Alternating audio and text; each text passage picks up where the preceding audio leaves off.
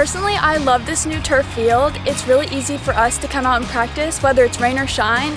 It's a great addition, a pop of color added to the school.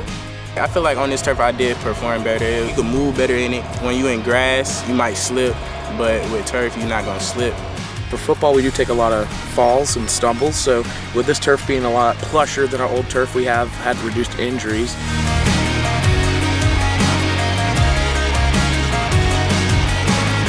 We're very thankful to live in a community here in Cobb County that supported us through our Ed-SPLOST program. Very thankful to be able to create facilities like this throughout the county. This is definitely a community space.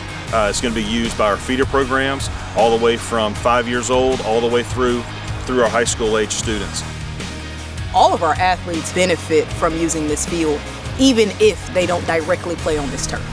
So we actually have 2 grass practice fields here on campus that I probably spend close to $10,000 each year maintaining. For this facility, I don't have to spend any of that money. So that money that I would normally spend here, I can use it on my athletes in providing for them the things that they need for games, which cuts the cost down for our teams to be able to participate in extracurricular activities. It's such a comfort as a mom to know that there's just so much opportunity for our students and for our upcoming students all across Cobb County.